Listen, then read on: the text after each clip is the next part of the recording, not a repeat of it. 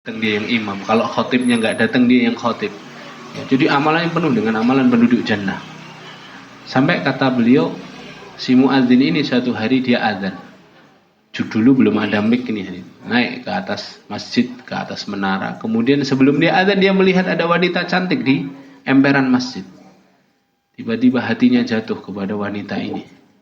Dalam hatinya dia berkata, setelah sholat nanti aku ingin hampiri wanita ini. Setelah dia azan, iqamah, sholat, selesai sholat dihampiri wanita ini. Kemudian karena dia sudah jatuh cinta sejak pandangan pertama, yang namanya muadzin, dia gak mau bermaksiat kepada Allah, langsung tembak wanita ini. Langsung dia bilang ke wanita ini, wahai wanita cantik, siapa namamu? Dari mana engkau? Maukah engkau menjadi istriku, pendamping hidupku? Si wanita ini mengerutkan dahinya dan berkata, loh, kamulah yang biasanya azan di masjid ini kan? Iya. Kenapa? Kalau kamu yang biasanya azan di masjid ini, kamu tidak mungkin bisa jadi suamiku.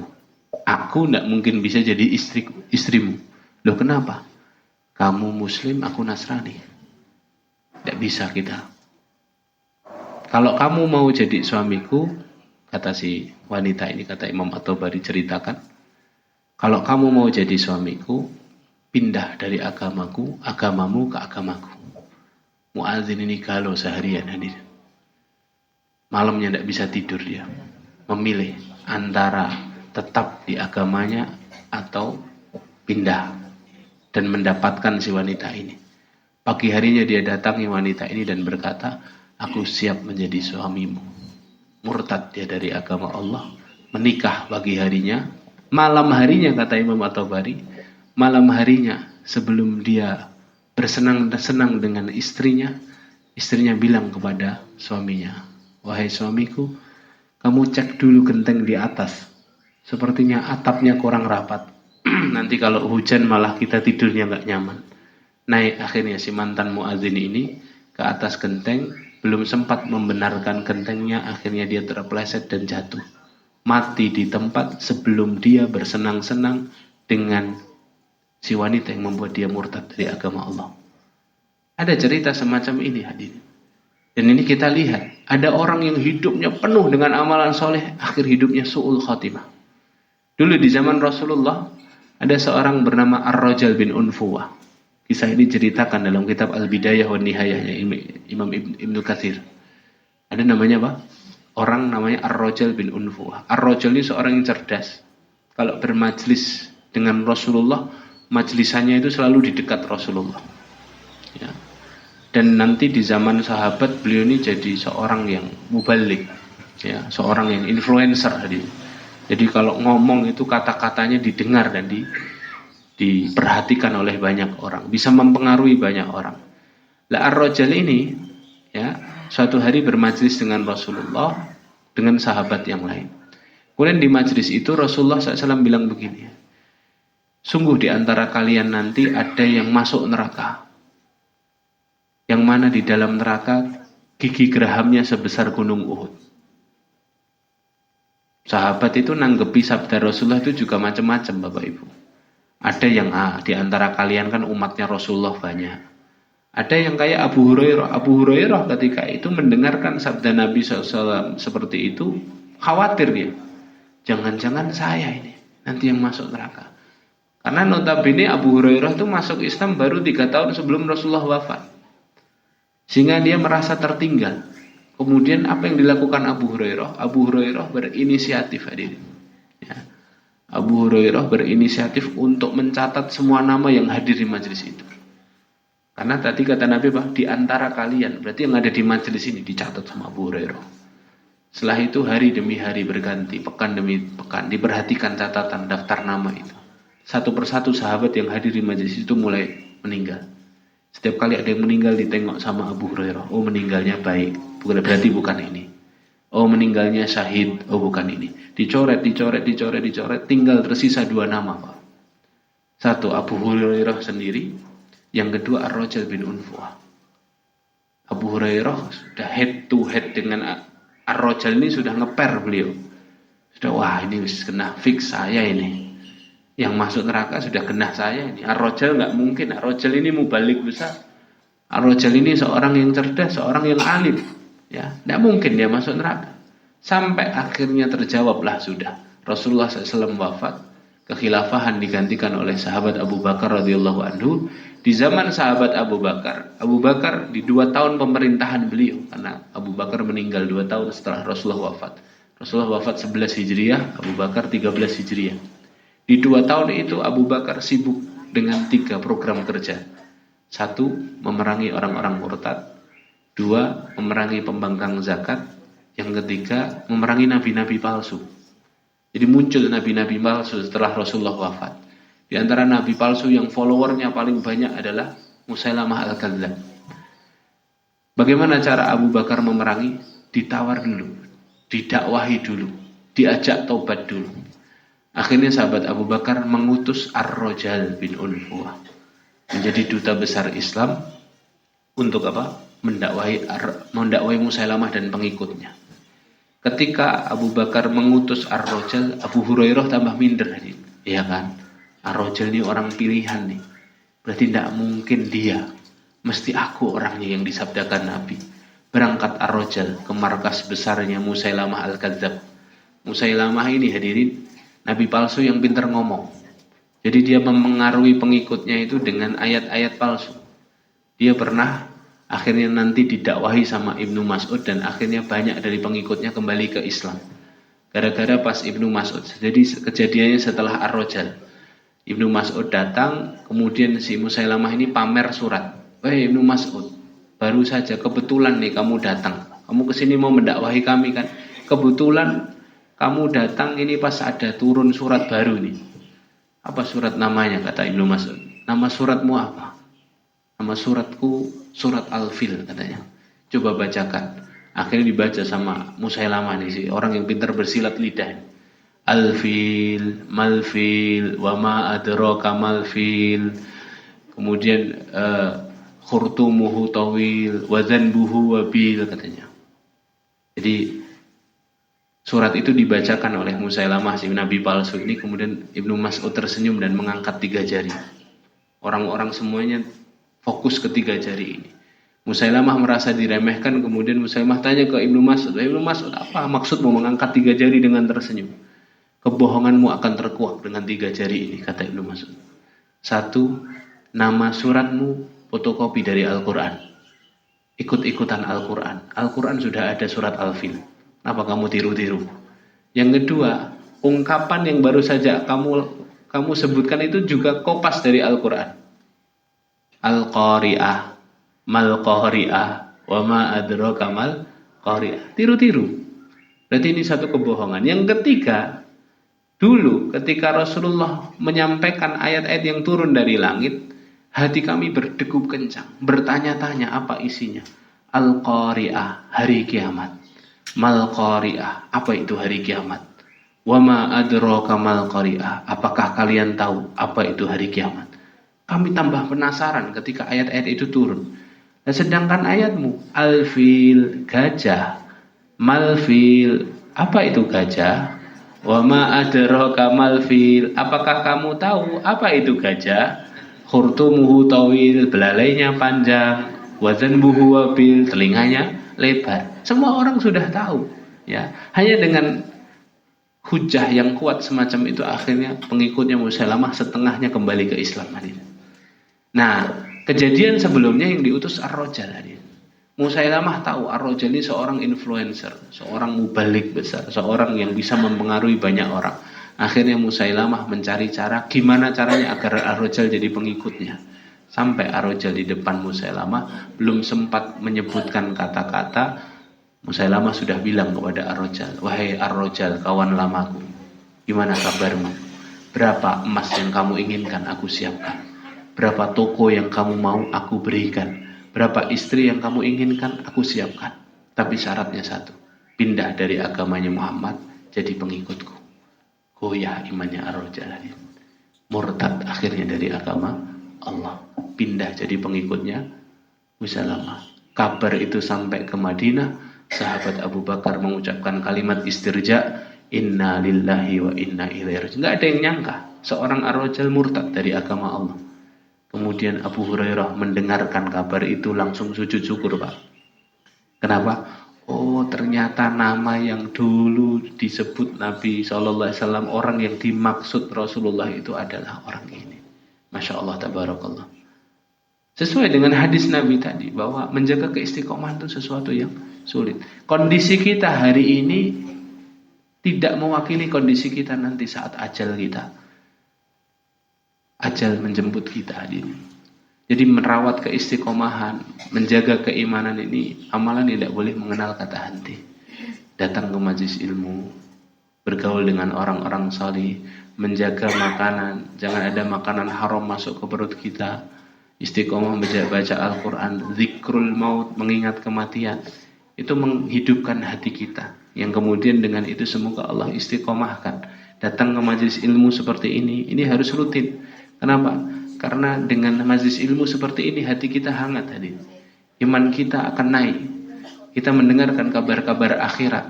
Kalau kita kemudian balik ke rumah kita masing-masing sibuk dengan dunia kita, tidak pernah mampir ke majelis ilmu, apa kabar iman kita tadi? Ya. Kita khawatir sekali ketika Allah Subhanahu wa taala memanggil kita, iman kita dalam keadaan berpaling dari Allah Subhanahu wa taala. Ya. Kita pingin meninggal dalam keadaan husnul khatimah, bukan? Maka caranya adalah yang pertama pelihara keimanan. Ini amalan yang tidak boleh mengenal kata henti. Kemudian yang kedua, menyibukkan diri dalam ibadah dan amal soleh. Maka kesibukan seorang mukmin yang tidak boleh mengenal kata henti apa? Menyibukkan diri dalam ibadah dan amal soleh. Ya, karena tadi pilihannya hanya dua, Bu. Kalau tidak amalan solih, dosa. Kita ini, hidup kita, detik per detik yang kita lalui ini, antara hanya dua itu. Antara pahala dan dosa. Tidak ada kondisi ketiga, Pak. Kondisi netral itu tidak ada. Sama-sama diem yang ada di majelis ini. Ada yang diemnya jadi pahala, ada yang diemnya mungkin jadi dosa. Sama-sama diem, tapi yang satu menyimak ilmu, mencatat, mentadaburi ayat. Masya Allah, jadi pahala. Tapi kalau diemnya, Ustadz kok suwe nih pengajiannya, ya malah ngerasani Ustadz, ya. Nah ini yang tidak tahu nih jadi dosa apa jadi pahala, gitu loh. Ya, jadi tidak ada kondisi ketiga itu hadir. Kondisi ketiga itu tidak ada. Stuck, orang tidak dapat dosa, tidak ada pahala, itu tidak ada. Bahkan tidurnya seorang mukmin itu bisa jadi pahala kalau dia tahu caranya. Amalan-amalan mubahnya hanya sekedar ya makan atau minum itu bisa jadi pahala kalau dia tahu caranya. Jadi ibadah itu bukan hanya yang sifatnya ritual saja. Ya, seorang mukmin harus tahu bahwa ibadah itu bukan hanya puasa, sholat, zakat, haji, umroh saja, bukan. Ya. Aktivitas sehari-harinya bisa menjadi bernilai ibadah kalau dia tahu caranya. Makanya kita harus kasih tahu caranya nih hadir. Dari kesimpulan para ulama, amalan-amalan mubah kita itu goes, lari pagi-pagi kalau di luar bulan Ramadan sambil baca koran, bapak-bapak sambil nyeruput kopi atau teh, ibu-ibu masak, ya kemudian antar jemput anak dan lain sebagainya, itu bisa bernilai ibadah kalau memenuhi 3 syarat. Nah 3 syarat ini masukkan di dalam aktivitas kita. Hobi-hobi kita, ada yang hobi mancing, ada yang hobi sepak bola, ada yang hobi futsal dan sebagainya, itu bisa bernilai ibadah kalau kita tahu caranya. Caranya kata para ulama, masukkan 3 hal ini di dalamnya. 1, tata niat. Apa? Tata niat. Niatnya apa Ustaz? Niatnya 1, mencari ridho Allah. Gimana biar Allah ridho? Niatkan antara 2. Kalau nggak mengerjakan perintah, ninggalkan maksiat. Jadi semua aktivitas itu kalau diniatkan minimal ninggalkan maksiat. Ya, misalnya kita baca koran, ya Allah saya baca koran pagi ini dalam rangka meninggalkan maksiat. Tidur, kalau niatnya meninggalkan maksiat itu seperti tidurnya Ashabul Kahfi. Ya kan? Di surah Al-Kahfi itu kan kisah tentang orang tidur di dalam gua. Semata-mata apa? Menghindari raja tirani yang memaksa mereka untuk kafir. Sehingga kata Imam Al-Ghazali, tidur itu adalah kegiatan yang tidak produktif kecuali orang yang tidur dengan niat meninggalkan maksiat. Daripada ngerasani orang kan mending tidur, ya. Tapi niatnya apa? minimal ninggalkan maksiat. Ya. Kalau datang ke majelis ilmu ini niatnya apa berarti? Biar Allah ridho. Ya untuk ngerjakan perintah. Belajar thalabul ilmi faridatun ala kulli muslim. Belajar itu kan kewajiban setiap muslim.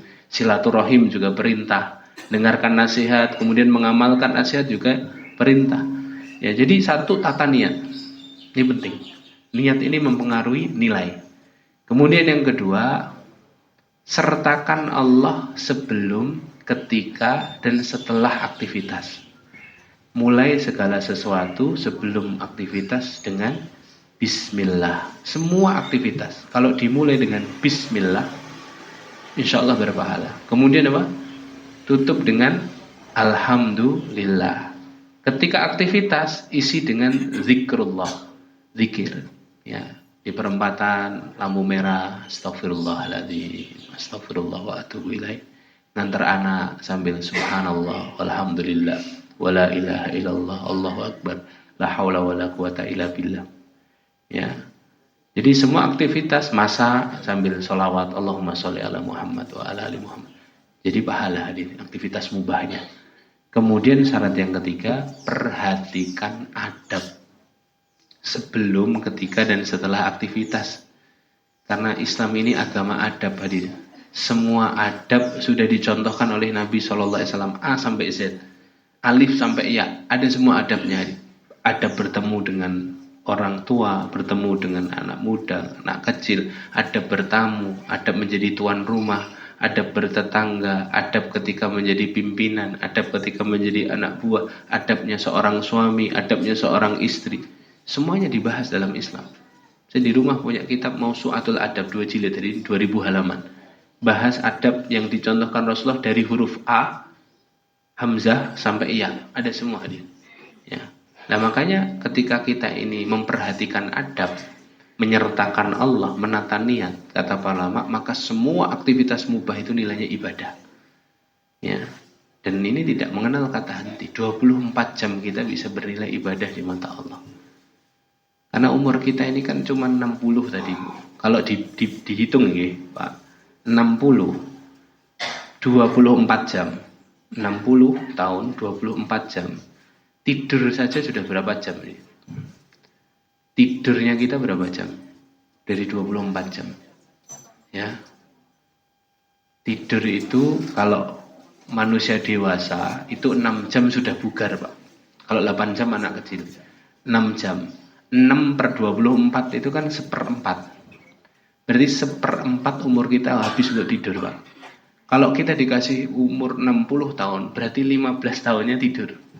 Tinggal berapa? 45 tahun. Tinggal berapa jam? 18 jam. Dari 18 jam kita beraktivitas, tidak tidur. Saya sekarang tanya, berapa waktu kita untuk ibadah ini? Untuk sholat berapa? Tidak sampai 1 jam. Sekali sholat itu kan paling 5 sampai 10 menit. 10 menit lah sama ikomatnya. Sama nunggu komat. Ya. 10 kali 5 baru 50 menit tadi. Ya, kalau kita bulatkan 1 jam berarti 1/18.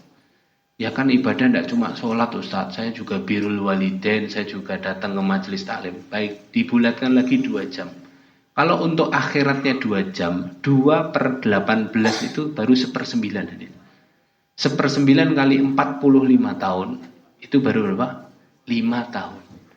Jadi praktis, kalau Allah kasih kita umur 60, 15 tahunnya buat tidur, 5 tahunnya buat akhirat, 40 tahunnya buat dunia. Kayak gini, kita ngimpi masuk surga tanpa hisab, masuk surga Firdaus tetanggaan sama Rasulullah, modal 5 tahun tadi. Makanya tidak cukup kalau hanya ibadah mahdhah saja, ibadah ritual saja. Harus ada ibadah ghairu mahdhah, ibadah aktivitas.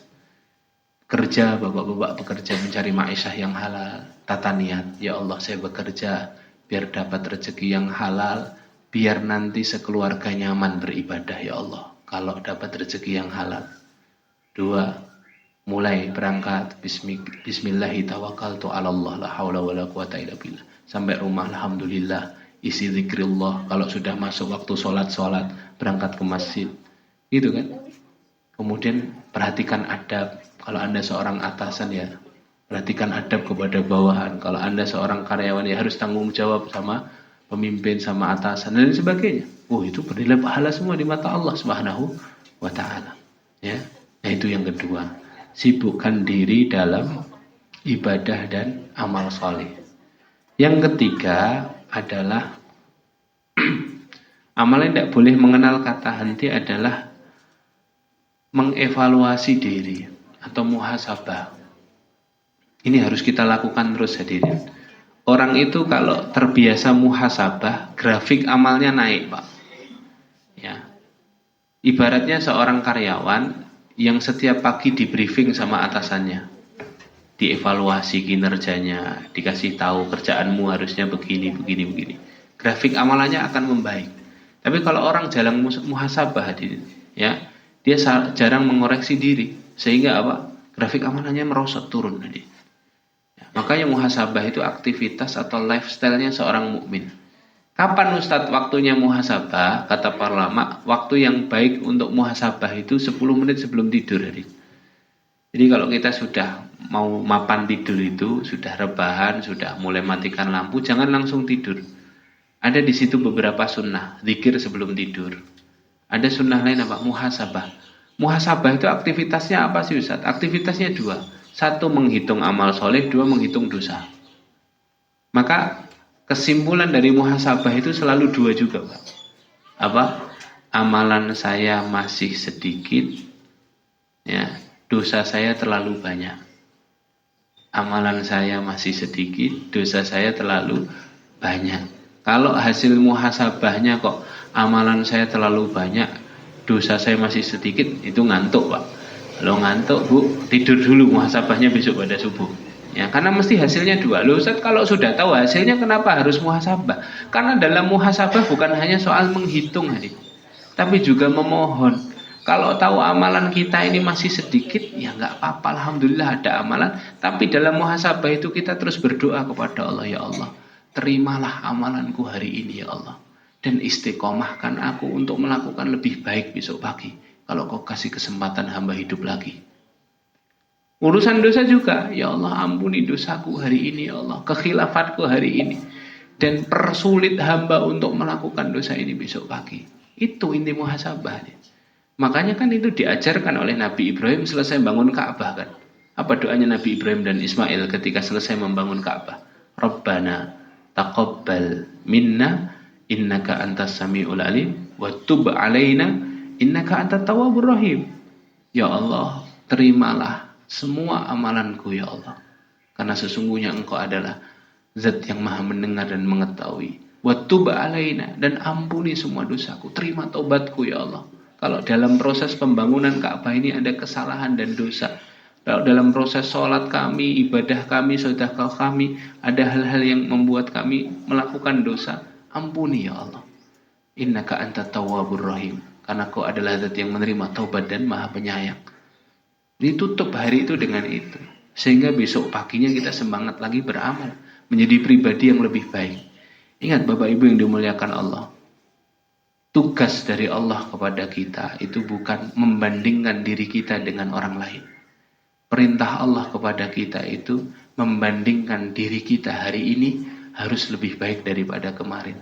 Besok harus lebih baik daripada hari ini. Dengan apa? Muhasabah. Maka amalan tidak boleh mengenal kata henti. Yang ketiga adalah muhasabah. Mari kita jadikan ini sebuah amalan yang tidak pernah kita lupakan. Harus ada setiap hari. Waktu merenung sebentar, muhasabah. Ya, pilihannya dua. Kalau tidak sebelum tidur, ba'da subuh, menunggu syuruk. Itu bagus untuk muhasabah. Tempat muhasabah paling bagus adalah tempat yang sepi dari keramaian. Makanya saya kadang-kadang memberikan satu saran kepada para jamaah itu.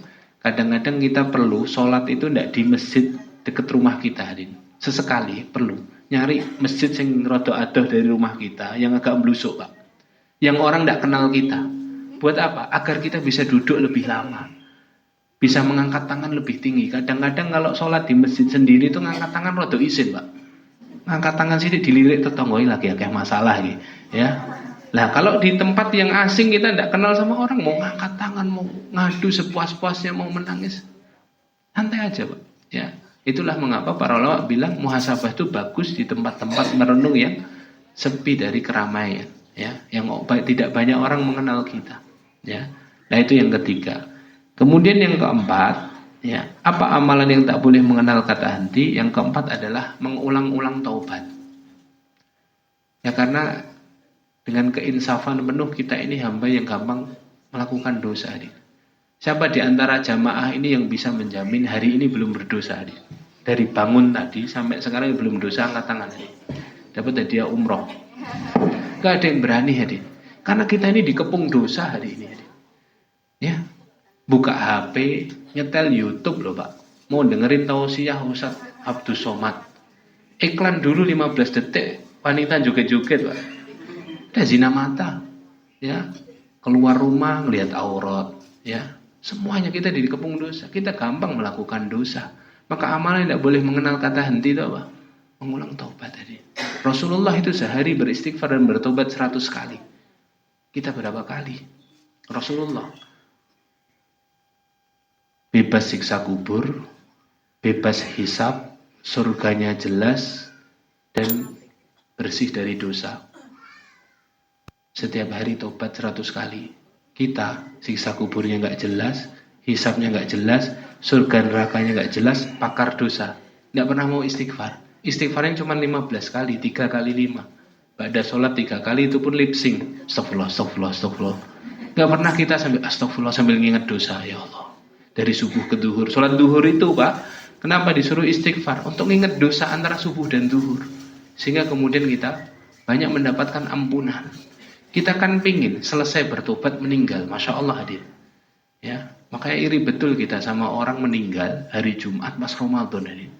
Wah itu betapa bersihnya dia dari dosa. Karena Allah ampuni dosa-dosanya dengan amalan solihnya di Ramadan. Ya, jadi amalan yang tidak boleh mengenal kata henti yang keempat adalah mengulang-ulang taubat. Kalau nanti diulang lagi gimana Ustaz dosanya? Datang seseorang kepada Imam Al-Hasan Al-Basri. Dia bilang, tanya kepada Imam Hasan Al-Basri, wahai Imam, bagaimana kami ini ya, setiap kami bertobat kami kembali ingin berbuat maksiat yang sama. Ya, begitu seterusnya. Kami tobat lagi, maksiat lagi. Tobat lagi, maksiat lagi. Kata Al-Hasan Al-Basri apa? Jangan pernah kamu berhenti bertobat. Karena yang membisikkan kalau kalimat taubat kalian tidak diterima adalah setan. Ya, maka bikinlah setan kecewa dengan mengulang-ulang taubat. Tidak apa-apa. Yang penting tidak ada niat, tak taubat sih besok saya ulang. Tidak ada niat seperti itu. Kalaupun kemudian jatuh lagi dalam dosa, ya manusia hadirin kita ini. Kita ini bukan nabi, kita ini bukan malaikat. Ya, mudah jatuh dalam dosa. Mudah melakukan kesalahan, itulah manusia. Tempatnya salah dan lupa kan manusia itu. Makanya mengulang-ulang taubat ini harus jadi lifestyle-nya seorang mukmin. Ya, banyak bertobat kepada Allah. Sikit-sikit istighfar, astagfirullah wa atubu ilaihi. Ya Allah, salah apa ini ya Allah? Astagfirullah wa atubu ilaihi. Kok datang musibah dalam hidup saya? Astagfirullah wa atubu ilaihi. Ya, banyak beristighfar dan bertobat. Kemudian yang kelima, yang terakhir adalah amalan yang tidak boleh mengenal kata henti, kata ulama adalah mendekat ke ilmu dan ulama. Datang ke majelis ilmu. Ini amalan yang tidak boleh berhenti hari ini. Ilmu Allah seluas samudra. Ya. Kita ini membutuhkan banyak ilmu untuk masuk surga. Surga itu syaratnya ilmu. Tanpa ilmu kita tidak tahu jalan-jalan menuju surga. Ya, maka datang ke majelis ilmu. 1 pekan keluarga muslim harus ada jadwal datang ke majelis ilmu. Suami, istri, anak diajak. Anak masih kecil diajak tidak apa-apa, Ustaz, diajak tidak apa-apa. Buat apa? Buat mengenalkan mereka tentang majelis ilmu. Nanti lama-lama mereka faham. Sehingga nanti ketika mereka beranjak muda, dewasa, mereka tidak anti kepada majelis ilmu. Kenapa kok harus majelis ilmu? Di majelis ilmu kita tahu berita-berita akhirat. Dengan majelis ilmu kita tahu mana yang halal dan yang haram, mana yang boleh dan yang tidak boleh. Itu yang kemudian akan mengarahkan kita langkah-langkah menuju surganya Allah Subhanahu wa taala. Usikum wa ya nafsi bitaqwallah. Inilah 5 amalan yang mari kita usahakan dalam kehidupan kita ini. Semoga dengan lima-limanya membuat Allah merahmati kita dan meridai kita. Dan dengan rahmat dan ridha Allah, semoga Allah mudahkan kita, izinkan kita masuk dalam surganya. Amin Allahumma amin. Semoga kumpulnya kita di tempat ini adalah gladi resik kumpulnya kita semuanya berkumpul bertetangga di surga. Amin Allahumma amin. Baik, mari kita tutup dengan berdoa kepada Allah. A'udzubillahi minasyaitonirrajim. Bismillahirrahmanirrahim. Hamdan yuafi ni'amahu wa yukafi'u mazidah. Ya Rabbana lakal hamdu kama yanbaghi li jalali wajhikal karim wa 'azimi sultanik. Allahumma salli wa sallim ala sayyidina Muhammadin wa ala alihi wa ashabihi wa man tabi'ahum bi ihsanin ila yaumiddin. Ya Hayyu ya Qayyum bi rahmatika nastaghits. Ya Arhamar Rahimin irhamna. Ya Arhamar Rahimin irhamna. Ya Arhamar Rahimin irhamna. Duhai Allah yang Maha Menata, ampuni semua kesalahan kami ya Allah. Berkahi majlis yang Kau takdirkan ini ya Allah. Jadikan pertemuan ini penghapus dosa-dosa kami ya Allah. Ampuni sekelam apapun masa lalu kami ya Allah. Ampuni sehitam apapun perjalanan hidup yang pernah kami jalani. Allahumma ja'alna minat tawabin wa ja'alna minal mutatahhirin. Allahumma inna nas'aluka taubatan nasuha wa taubatan qablal maut wa rahmatan indal maut wa maghfiratan ba'dal maut. Allahumma hawwin alaina fi sakaratil maut wan najata minan nar wal afwa indal hisab. Allahumma ighfir lana wa liwalidina warhamhum kama rabbawna shighara. Ya Allah, Zat yang Maha Penyayang, sayangi ibu bapak kami ya Allah. Ampuni kedurhakaan kami kepada ibu bapak kami ya Allah. Berkahi sisa umurnya ya Allah. Karuniakan husnul khatimah, lapangkan kuburnya ya Allah, ringankan hisabnya ya Allah, jadikan ahli surga, jauhkan dari kebinasaan dunia dan akhirat. Rabbana hablana min azwajina wa dzurriyyatina qurrata a'yun waj'alna lil muttaqina imama. Wahai Allah, Zat yang Maha Pengasih, kasihi keluarga kami ya Allah. Karuniakan kepada kami keluarga yang sakinah, keluarga yang lurus istiqamah, keluarga yang mencintaimu, mencintai Rasulmu. Jauhkan keluarga kami dari keburukan dunia dan akhirat. Ya Allah, titipkan kepada kami anak keturunan yang salih salihah, yang hafid hafizah, yang menjadi penolong-penolong kami nanti di akhirat ya Rabb.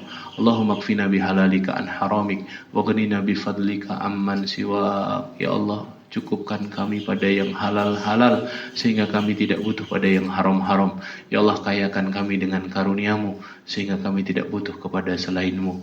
Allahumma ya muqallibal qulub, tsabbit qulubana ala dinik. Allahumma ya musarrifal qulub, sarrif qulubana ala ta'atik. Rabbana la tuzigh qulubana ba'da idh hadaitana wa hab lana min ladunka rahmah innaka antal wahhab.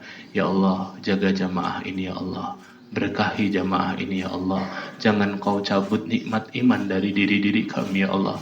Ya Allah, di sisa umur kami ini ya Allah, pastikan iman kami terpelihara lurus istiqomah di jalan-Mu ya Allah. Jika ajal datang menjemput, wafatkan kami semuanya husnul khatimah. Allahumma inna nas'aluka husnul khatimah wa na'udzubika min su'il khatimah. Rabbana taqabbal minna innaka antas samiul alim wa tub alaina innaka antat tawwabur rahim. Ya Allah, di Ramadan ini ya Allah, terima semua amalan ibadah kami ya Allah. Ampuni dosa dan kesalahan yang kami khilaf melakukannya ya Rabb. Sesungguhnya Engkau adalah Zat yang Maha mendengar, Engkau Zat yang Maha menerima taubat. Rabbana dhalamna anfusana fa illam taghfir lana wa tarhamna lanakunanna minal khasirin. Rabbana atina fid dunya hasanah fil akhirati hasanah wa qina adzabannar. Subhana rabbika rabbil izzati amma yasifun wa salamun alal mursalin walhamdulillahi rabbil alamin. Al-Fatihah. A'udzubillahi minasyaitonir rajim. Bismillahirrahmanirrahim.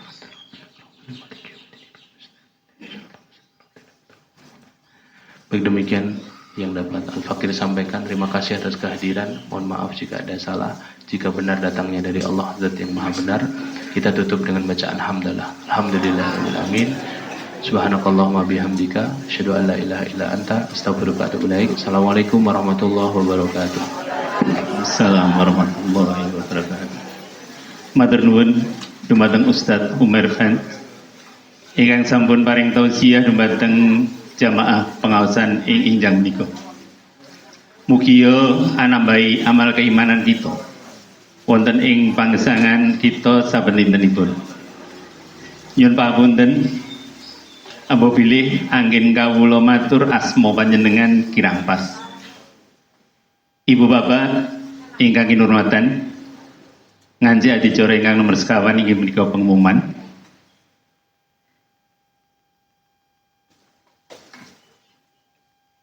Pengumuman ingkang ongkos pindah infak ing akad enjang menika pikantuk setunggal yuta 130 rupiah. Alhamdulillah. Ingkang kalih